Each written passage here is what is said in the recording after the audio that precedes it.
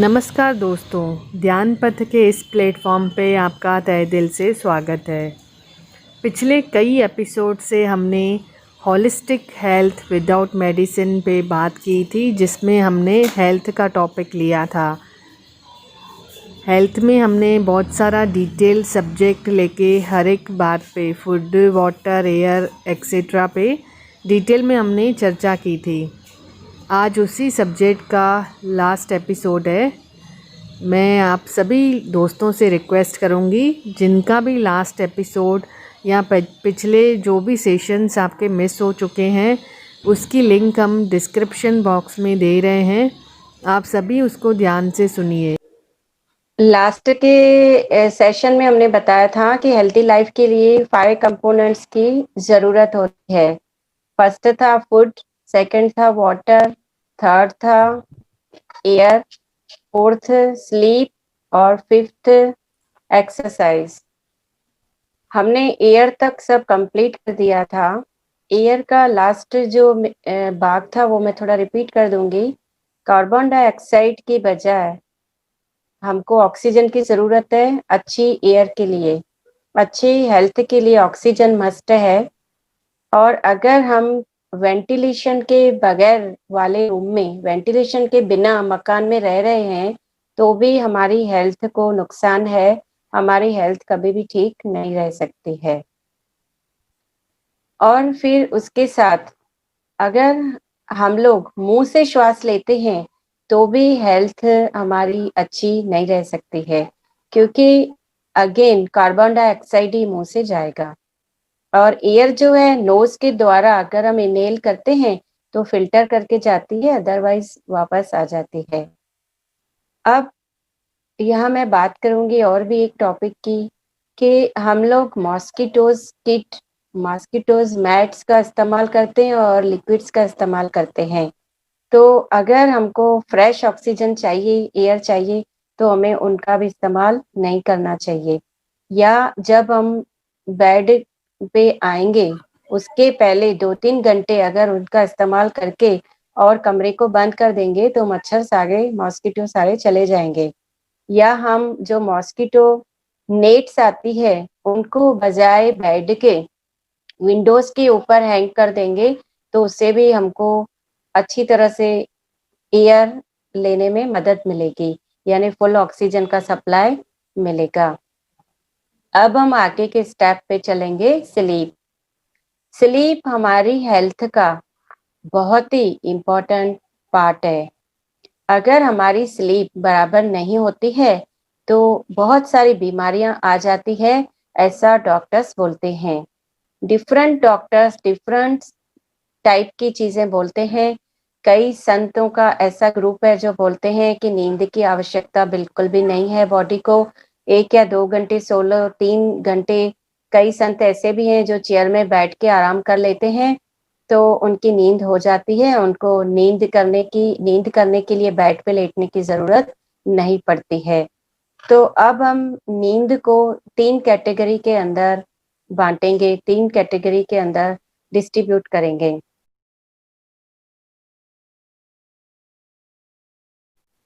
First आता है हमारी नींद किस पे बेस्ड है। 3 type of jobs are there. उसमें फर्स्ट नंबर आता है फिजिकल, सेकंड आता है mind and brain, and third आता है ओनली ब्रेन। लेबरर्स यानी श्रमिक मजदूर, यह कैटेगरी के लोग फर्स्ट कैटेगरी यानी फ़िज़िकल में आते हैं। इन लोगों का फ़िज़िकल वर्क यानी शारीरिक मेहनत ज़्यादा होती है, तो उनको सोते ही जल्दी नींद आ जाएगी। उनका माइंड और ब्रेन का काम बिल्कुल भी नहीं होता है। जो बिजनेसमैन है, जो हाईली जॉब प्रोफाइल है, जिनका उनका फिजिकल वर्क इतना नहीं होता है, 8 घंटे 10 घंटे चेयर में ही बैठे रहते हैं, उनका मेंटली और ब्रेन का ही वर्क रहता है। और इनमें भी एक कैटेगरी ऐसी आती है जिनका सिर्फ मेंटली वर्क होता है, माइंड, सारा दिन माइंड चलता है, नेगेटिव थॉट्स, वरीज, इमोशंस, ये सब फ्लक्चुएट होती रहती है, जिसका लीवर पे भी खराब असर पड़ता है। और लीवर डिस्टर्ब हो गया तो नींद ऑटोमेटिकली डिस्टर्ब होती है।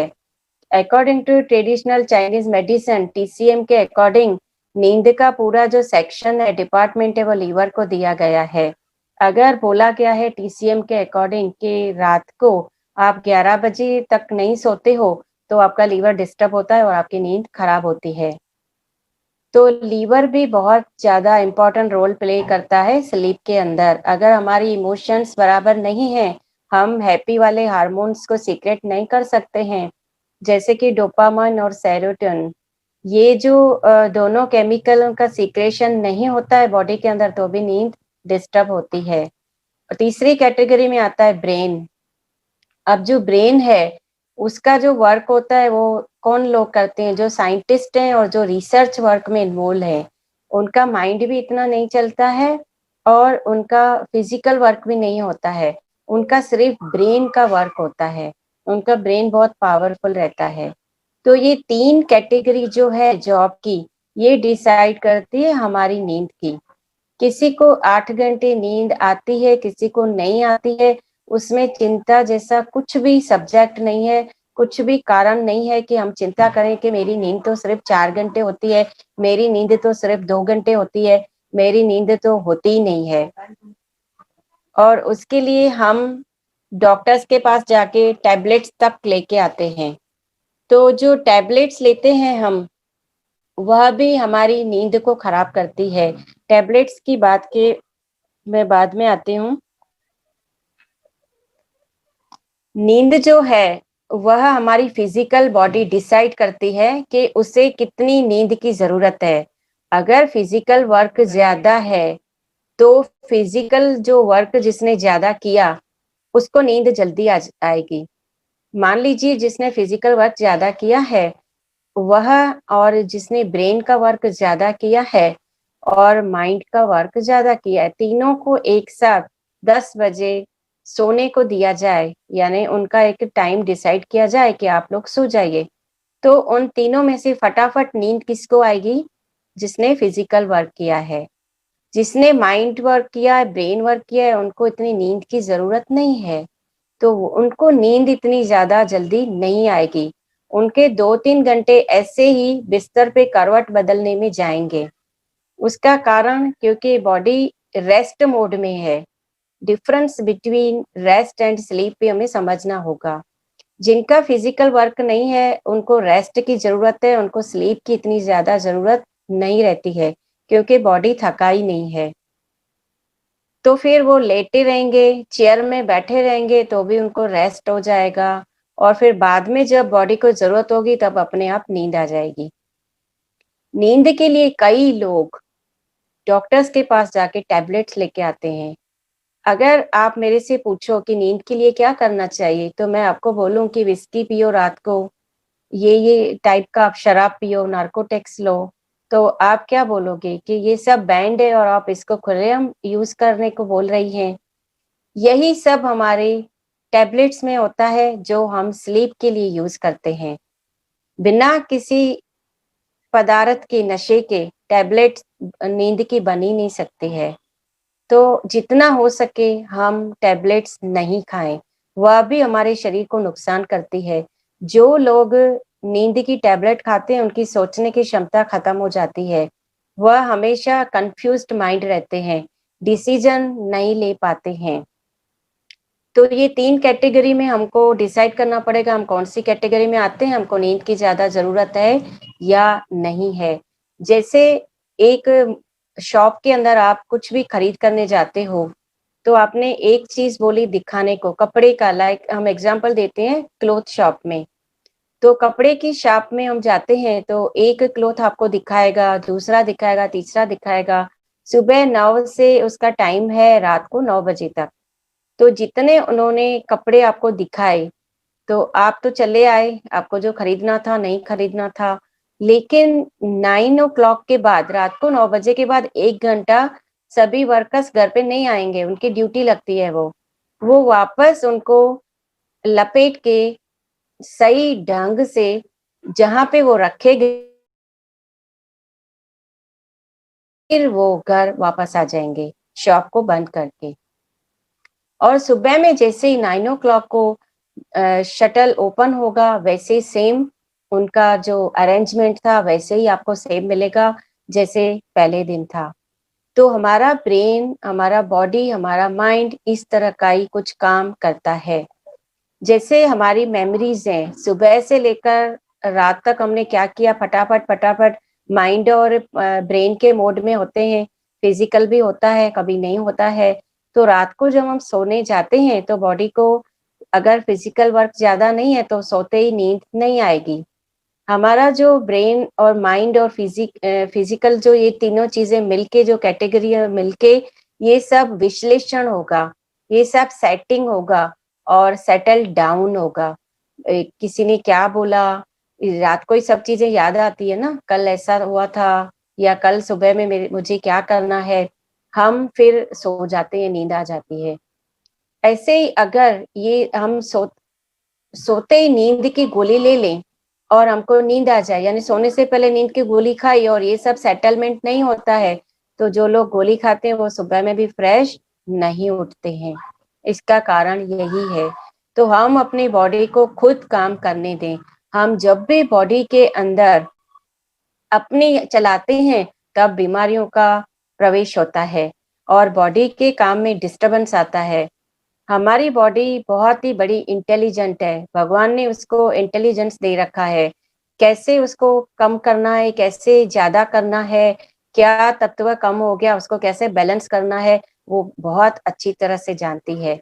लेकिन हम बाहर से चीजें डाल डाल के, जो हमने दिमाग के अंदर गलत परसेप्शन बना के रखे हैं, गलत बिलीफ बना के रखे हैं कि 8 घंटे की नींद बहुत जरूरी है।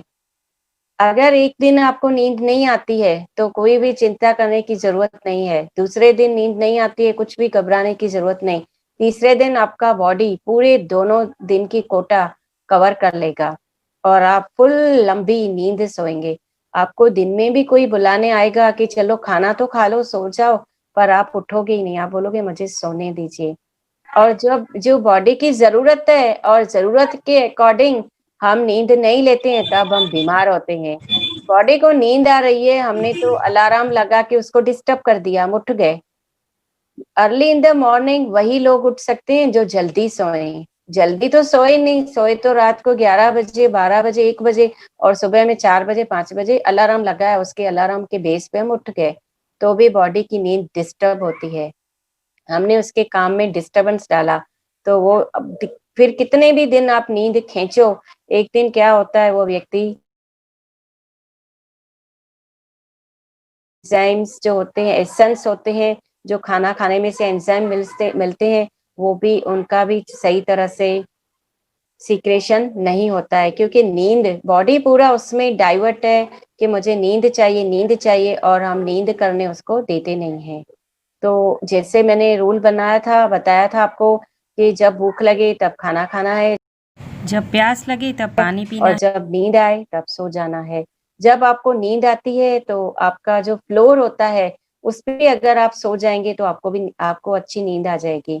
फ्लोर पे ऐसे भी कभी नहीं सोना चाहिए, कुछ भी बिछा के आप सो सकते हैं, डायरेक्ट फ्लोर पे नहीं सोना चाहिए क्योंकि अर्थिंग होता है। अब मैं बात करूंगी ये 3 कैटेगरियां के बाद, अगर टैबलेट्स जो लोग लेते हैं उनको अच्छी स्लीप के लिए क्या करना चाहिए। सबसे पहले आप सोने से पहले नियम बना लें, एक अच्छी पुस्तक पढ़ेंगे, अच्छा एक बुक पढ़ेंगे, जरूरी कोई भी आपको जो बुक अच्छा लगता हो। अकॉर्डिंग टू मी मेडिटेशन के बुक्स बहुत अच्छे होते हैं जो आपको नॉलेज बढ़ाते हैं। किसी की भी ऑटोबायोग्राफी आप पढ़ सकते हैं, या आप अपना जो भी कुछ दिन को सुबह से लेकर रात तक करते हैं उसका पूरा विश्लेषण, एनालाइज करें, आंख बंद करके मेडिटेशन करें। और पैर जो है, हाथ हैं, वो गर्म पानी से, थोड़े गुनगुने पानी से धो लें, वॉश कर लें। अगर बहुत ज्यादा नेगेटिव लोग हैं तो फिर आप उसमें सेंधा नमक डाल के डायरेक्ट बाथ भी ले सकते हैं, या पैर डाल के फुट शॉकिंग भी कर सकते हैं, उससे भी नींद बहुत अच्छी आती है। पैरों पे, पैरों के नीचे यानी फुट सॉल पे और हेड में अच्छे ऑयल का मसाज करें। अगर आप गोलियां ले रहे हैं तो आपको गोलियां स्टॉप करनी पड़ेगी, नहीं तो ये बॉडी को बहुत बड़ा हार्म होगा, नुकसान होगा। धीरे धीरे गोलियां बंद करनी है, एक साथ गोलियां भी नहीं बंद करनी है। ब्रेक नहीं लगाना है। अगर हम किसी रोड पे बहुत सारी स्पीड में जा रहे होते हैं, अगर ब्रेक लगाते हैं तो बहुत स्पीड के कारण गाड़ी स्लिप हो जाती है, गिर जाती है और एक्सीडेंट होते हैं। तो हमेशा अपने गियर को खुद संभालें, स्पीड को खुद संभालें, धीरे धीरे गोलियां कम करें और प्राणायाम करें। प्राणायाम से आपको अच्छी नींद आएगी। अगर आपके फिजिकल वर्क बिल्कुल भी नहीं है तो आप 1-2 किलोमीटर चलिए। और खाना खाने के तुरंत बाद कई लोग वॉक पे जाते हैं और बोलते हैं कि हमारी हेल्थ बहुत अच्छी होती है। कोई भी एक्सरसाइज एम्प्टी स्टमक होती है। खाना खा के तुरंत एक्सरसाइज बिल्कुल भी नहीं करनी चाहिए। Walking is one type of exercise also. अगर आप खाना खा के वॉक करते हैं तो आपका ब्लड जो सप्लाई पेट में चाहिए खाने पचाने को वो वापस पैरों में चला जाएगा और फूड जो डाइजेस्ट होगा ही नहीं तो फिर क्या करेंगे। कई लोग ऐसे भी पतले हो जाते हैं और फिर बोलते हैं देखो हम रात को खाना खा के तुरंत वॉक करते हैं इसलिए हम पतले हो गए हैं। दरअसल वो पतले नहीं होते हैं, उनके सारे जो बॉडी में एसेंस होते हैं, जो एंजाइम्स होते हैं, वो उनको मिलते ही नहीं है। इसलिए बॉडी श्रिंक होना शुरू कर देता है और उसमें फैट भी पूरा रिड्यूस हो जाता है और भी कई चीजें विटामिन्स मिनरल्स की डेफिशिएंसी स्टार्ट हो जाती है। फिर आप क्या प्राणायाम भी कर सकते हैं, वॉक कर सकते हैं। वॉक करना हो तो खाना खाने के ठीक 2 घंटे के बाद आप वॉक कर सकते हैं। बेटर वे है आप खाना खाने से पहले ही वॉक कर लें। इवनिंग में वॉक करके आएँ।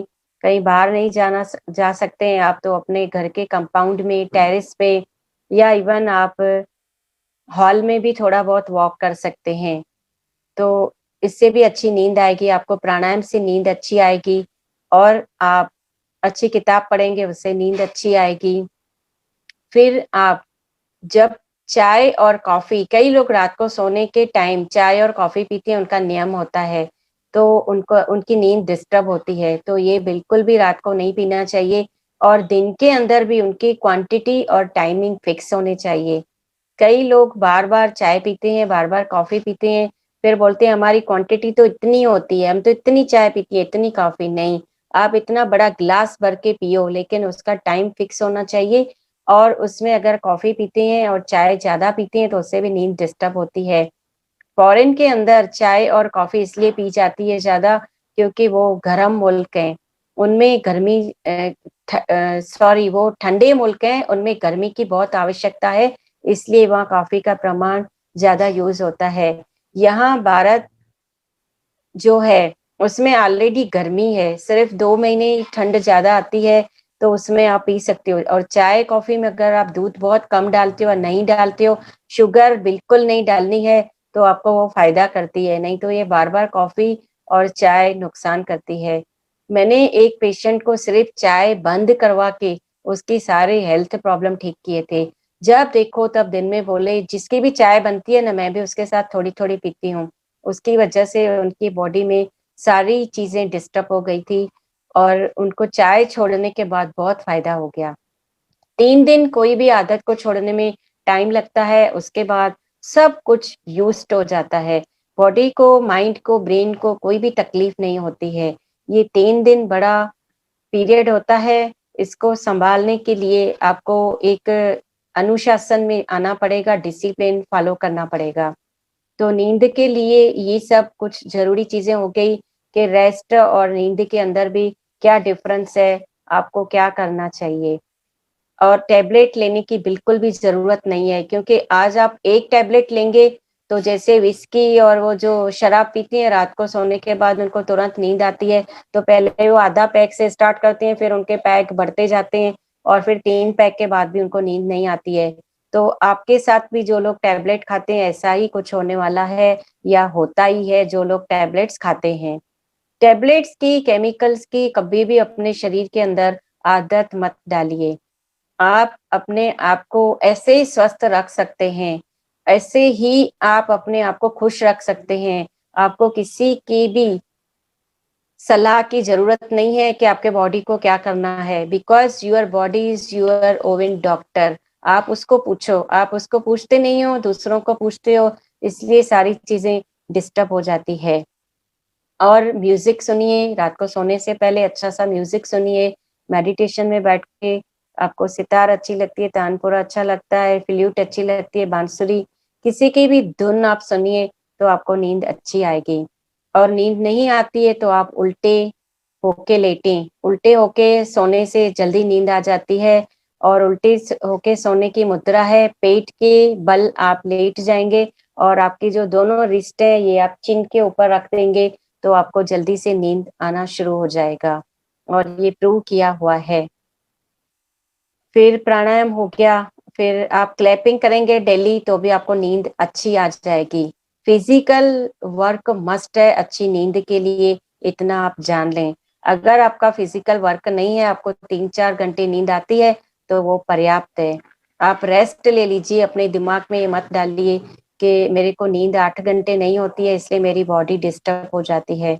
गलत विचार दिमाग में आने ना दें। जिनको इमोशनली बहुत अटैक्स आते हैं, सारा दिन माइंड लेवल पे ही सोचते रहते हैं, वह लोग भी काम करें इस बात पे कि उनके सोचने से क्या होता है। अगर आपके सोचने से सारी चीजें ठीक होती है तो आप पूरी दुनिया भर का सोचने का ठेका अपने ऊपर ले लो और सोचो बैठ के। सोचने से कुछ नहीं होता, हम जो चाहते हैं वो कभी नहीं होता, जो होता है वो कभी नहीं बाता, जो बाता है वो सदा के लिए टिकता नहीं। फिर क्यों करें ऐसी बातों का चिंतन। अपने मन के मास्टर बने, दूसरों के मास्टर बनने की जिंदगी में कोशिश मत करना। मैंने अपने ऊपर ये चीजें सब अप्लाई की हुई है, इसलिए मैं हमेशा मस्त रहती हूँ अपनी मस्ती के अंदर और सोते ही नींद भी आ जाती है। और बल्कि रात को इतने काम होते हैं, हीलिंग का टाइम सबका फिक्स होता है तो मुझे जागना पड़ता है उनको हीलिंग करने के लिए। तो जब भी आप अपने दिमाग को फ्रेश रखेंगे, मेडिटेशन बेस्ट वे है दिमाग को फ्रेश रखने का। आप जब मेडिटेशन के भीतर प्रवेश करते हैं तो सबसे पहले आपका मन शांत होता है, पहले तन शांत होता है, फिर मन शांत होता है। मन शांत होगा तो अपने आप दिमाग चलना बंद हो जाएगा, फालतू की चीजें चलेगी नहीं और अपने आप आपको नींद आना शुरू हो जाएगा।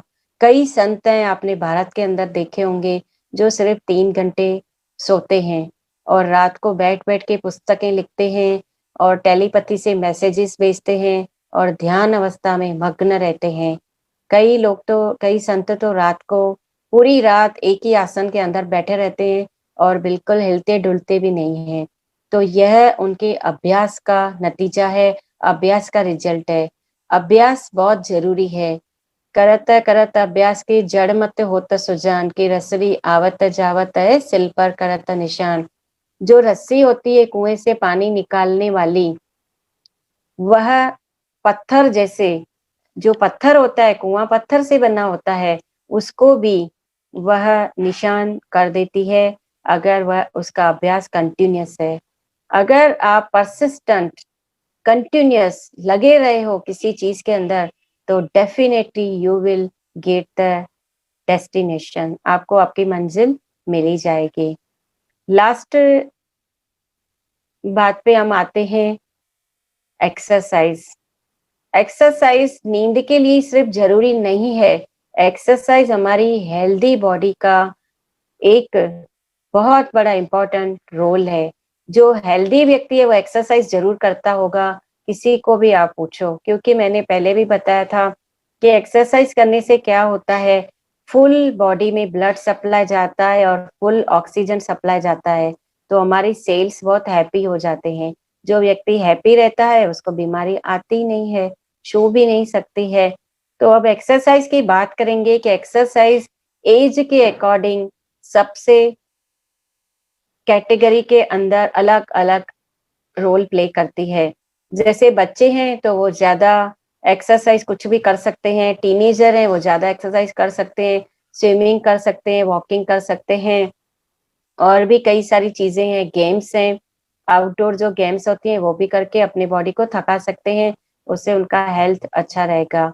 और जो बड़े लोग हैं जैसे 30 प्लस हो गए, 40 प्लस हो गए, उनके लिए योग बहुत अच्छी बात है। मैं तो बच्चों को भी योग की ट्रेनिंग देती हूँ और टीनेजर्स को भी बोलती हूँ कि yoga is the best remedy in the world because it controls your pituitary gland. And pituitary gland क्या करती है, it monitoring all remaining glands. सारी जो ग्लैंड्स हैं वो इसके अंडर में काम करती है, पिट्यूटरी। अगर आपका पिट्यूटरी कंट्रोल में आ गया तो आपकी सारी चीजें कंट्रोल में आ जाएगी ऑटोमेटिकली। आपने सुबह सुबह योग कर लिया तो अपने पिट्यूटरी ग्लैंड को सीक्रेट कर लिया और वो अभी आपके पूरे बॉडी को खुश रखेगी। उसको आपने एक काम दे दिया। जो लोग योग सुबह में नहीं कर सकते हैं वो शाम को भी कर सकते हैं। योग का मतलब ओनली एक्सरसाइज नहीं है, योग के अंदर भी कैटेगरियां है, पूरा कैप्सूल है। योग में प्राणायाम आता है, फिर उसके बाद आसन्स आते हैं और ध्यान आता है। फ्लेक्सिबिलिटी एक्सरसाइज बॉडी को वार्मिंग करने के लिए, आसन की तैयारी करने के लिए की जाती है। बॉडी बहुत स्थूल है, बीमारी है शरीर के अंदर, तो वो इतनी ज़्यादा एक्सरसाइज नहीं कर सकते हैं, तो चेयर में बैठे-बैठे प्राणायाम करना स्टार्ट कर दें। चेयर में बैठे-बैठे प्राणायाम करने मात्र से कई लोग ठीक हो गए हैं। आपको स्वामी रामदेव जी महाराज के बहुत सारे एग्जाम्पल, टेस्टिमोनियल मिल जाएँगे कि कितने लोगों को उन्होंने प्राणायाम मात्र से ठीक किया है। तो प्राणायाम का मतलब ही होता है प्राण यानी एनर्जी, आयाम मीन्स कंट्रोल। आपका जो प्राण है, जो एनर्जी का लेवल है, इनहेलेशन एंड एक्सहेलेशन, उसके ऊपर पूरा कंट्रोल आ जाए, कैसे श्वास लेनी है, कैसे श्वास छोड़नी है, तो आपको आपकी मास्टरी आ जाएगी, आपके माइंड के ऊपर मास्टरी आ जाएगी, आपके डिजीज के ऊपर आपकी मास्टरी आ जाएगी, आप उसको कैसे कंट्रोल कर सकते हैं। फिर उसके बाद योग के बाद अगर आपने प्राणायाम कर लिया, आसन कर लिए, तो शवासन मस्ट है। शव का मतलब होता है मुर्दा, डेड बॉडी। उस अवस्था में आना बहुत जरूरी है। लास्ट का जो 10 मिनट है आपको शवासन से एंडिंग करनी चाहिए।